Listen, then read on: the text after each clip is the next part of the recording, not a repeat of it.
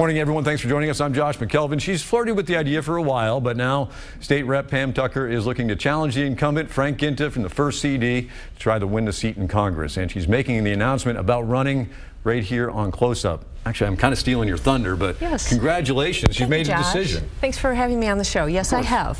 How did you arrive at it? Well, as you know, we launched the Exploratory Committee back at the end of October.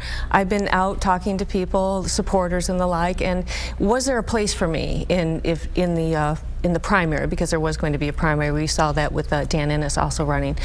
And yes, there is. People, you, me, we're looking at where our direction of our country's going, and 65% of Americans think we're headed in the wrong direction. We need to change that, and what we need is people who are willing to take those tough decisions and those tough votes. And that's why I'm looking at this, because I have taken tough votes. I've been in the state legislature for 7 years now. This is my 4th term and final term, and I think it's time that we take what I've done here and move it up on the DC level. It can be done. We can change the direction. I truly believe that. And when you're going through the thought process on making this decision to run, though, you had to have people talking to you and say, well, look at the ticket and where things are, because you want to win if you run, obviously. And right now, it looks like the top of the ticket potentially could be Donald Trump, and a lot of Republicans who are thinking about running were saying maybe this isn't the best, situation to jump in this thing. Did it matter? Did that play into it at all? Well, certainly the top of the ticket is going to affect everyone down the ticket, whether you're Republican or Democrat. And I think what we saw here in New Hampshire with Donald Trump being on the top of the ticket is that people are looking for someone outside of Washington, people who are not part of that whole establishment, if you will, crew.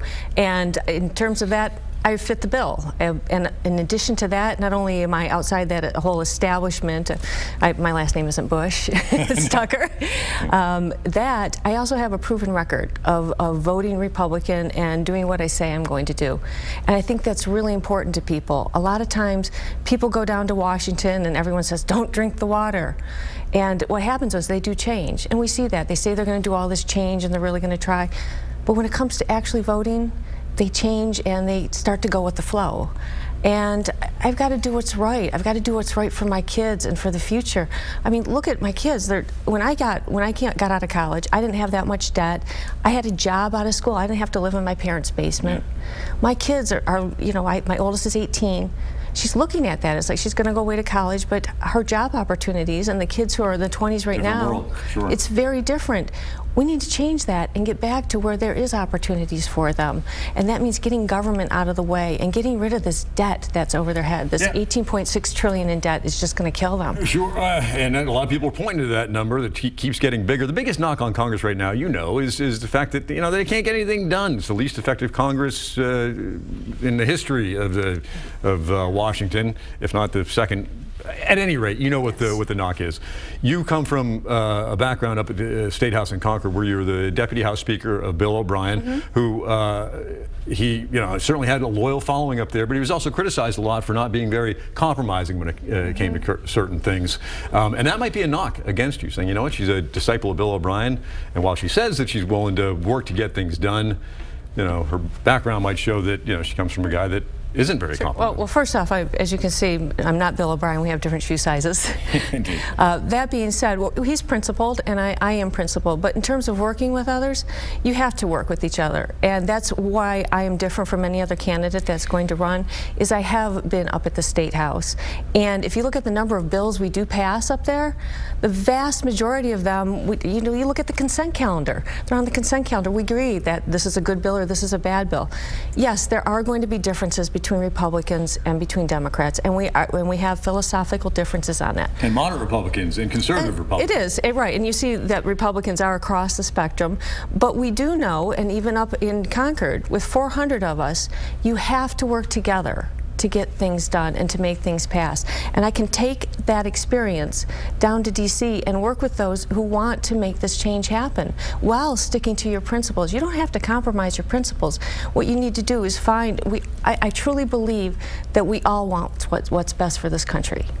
And we need to find that ground where we can work together and make it happen without compromising our principles. How do you describe your, I mean, the definition of Republican falls under a lot of different categories these days. How would you describe, what kind of Republican are you? I would say I am a conservative libertarian Republican. I believe in your individual rights as well, and the importance of your privacy and all of those things as well. But in terms of the principle, yeah, I believe I'm very fiscally conservative, right, if you will. I don't think we should be spending money that we don't have. We should be balancing the budget up in Concord and in D.C. the same way we do it at home. Is that your driving motivation, talking about the Yes. money, Yes. getting the nation's pocketbook in order, and then, Yes. have the trickle-down effect of, translating that to college costs and all those kinds of things? Exactly. That is the big thing. It's because that is the one thing that's driving everyone, the cost of government, the regulations that's up there. We could go on and on about how big the federal government is, and I don't think anyone's going to say it's an efficient mode of working. It isn't. But you've got to start somewhere, and we have to start first off by the funding. And you cannot continue to spend more money than you're taking in. And we proved that we can do that in Concord when we passed a budget that was 11% less. And you know what? It worked, and no one was lacking for services. It happened. If we can do it here in Concord, I know we can do it down in D.C. You're running against an incumbent who's announced that he is running for re-election. That's Frank Ginta. Obviously, he's dealing with his FEC debacle, scandal, however you want to characterize it. Would you be running if not for that problem that he's facing? I think it's important that this seat, it is a Republican-leaning seat, that we put up a candidate for the seat that can beat Carol Shea Porter, and I believe I am the one, and I have the background to beat Carol Shea Porter. Are you concerned about the issues that tail him, the incumbent? I mean, he's been in Washington for a while. He's won the seat back and forth. And I know you want to be careful. You don't want to throw any mud on anybody, but you are in a primary, and character is going to come up in this race. It is going to come up, and what we don't need is that back and forth of the seat. You know what we need is we need someone to get in the seat and be in that seat for a couple terms. And if I was to be up there, I'd probably get reelected twice. I think 4 terms was plenty for me up at the State House. Sure. We don't need people who are there forever and ever, but we do need some consistency up there. Do you think that he should have resigned his seat when Kelly Ayotte and House leaders and Senate leaders in the party said, you know what, he's damaged goods, he should give up That was a personal decision that Frank needed to make. Okay, all right, so let's talk about the other people potentially in this field. We know Dan Innes is there. Rich Ashew's talking a little bit about it. We'll see what happens. Why are you a better choice? Well, I have a record. I mean, anyone can say they're Republican. You look at everyone on the ticket, and then anyone can say they're Democrat, even if they're a socialist. But it's those who've actually proven and have a track record of saying and doing what they say they are. When I say I'm a principled Republican, you look at my record. I've always voted for lower taxes. I've always voted for fiscal discipline.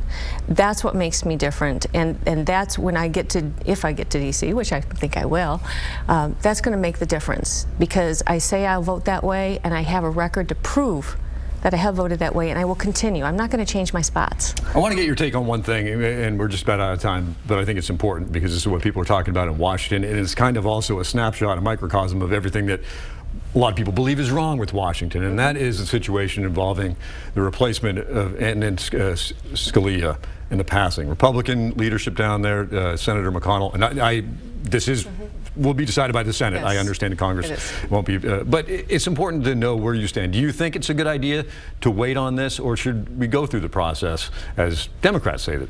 I stand with Senator Ayotte, and that we should wait on the process and let the next president, whomever that might be, make that decision. But he is the president right now, and that's what people point to and say, you know what, we can't make the last year of a 2-term presidency, null and void.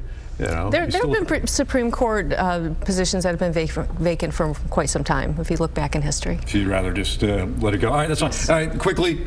So how are you going to move forward with this? I mean, what's your message going to be? Well, we're launching the campaign. Of course, there's a website, www.pam4nh.com. That's out there. I'll be out in the district, meeting people, talking to people, and I look forward to meeting everyone. Well, best of luck to you moving forward. Thank you so much, I appreciate you coming on the show to announce this. Great, hopefully people are watching still. Sure, I'm sure they will. So, all right. Thank you very much. Good to see you. You bet. Best of luck.